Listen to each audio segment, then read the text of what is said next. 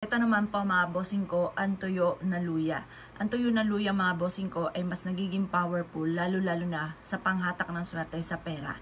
Kaya kung ikaw po mga bossing ko ay may luya na sariwa, huwag kang mag-alala, matutuyo din po yan mga bossing ko. Huwag mo yang itatapon. Yan naman ang kaibahan mga bossing ko ng bawang at ganoon din po ang ating luya. Ang bawang kapag natuyo na itinatapo na. Ang luya mga bossing ko, mentras na tutuyo ay mas nagiging powerful po siya lalo na tungkol sa usapin ng pera. Subok na po ito na napakaswerte basta't may 100% kang paniniwala sa mga gantong mga pamamaraan mga bossing. Basta positive ka lamang.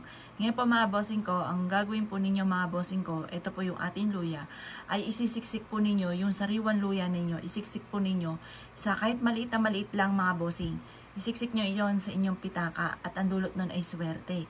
Kung gusto po naman ninyo mga bossing ko medyo malaki-laki kagaya po nito, maglagay ka ng ganito sa bag po ninyo at ang dulot ito ay swerte.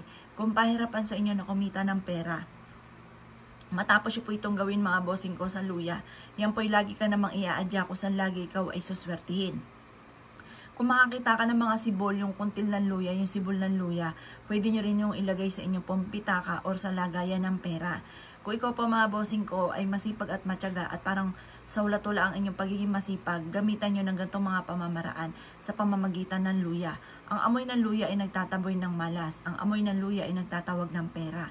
Subukan nyo po ito mga bossing. Gawin nyo po ito ng Tuesday or Friday. Pero kung busy ka sa mga ganyang araw, kahit anong araw nyo siya gawin. Basta ikaw ay makakapag-focus at sa umaga nyo lang ito gagawin. Makakapag-focus ka sa inyong kahilingan. Humarap ka sa gawin silangan at mag-wish kayo. Sabihin nyo po sa pamamagitan ng pampaswerteng ito ay magiging matagumpay ako at makakamit ko lahat ng aking mga pinapangarap. Siksik, liglig at umaapaw at maraming pera ang darating sa akin. Ganon ang mga pag-wish. Huwag kang gagamit na sana. Direct to the point ang pag-wish mga bossing. At pagkatapos mga bossing ko, ilagay nyo na ito sa pitaka or kaya sa inyong pong bag or sa lagayan ng inyong pera. Kulay kami na malas, iaadya ka nito kung saan lagi naman ikaw ay suswertihin.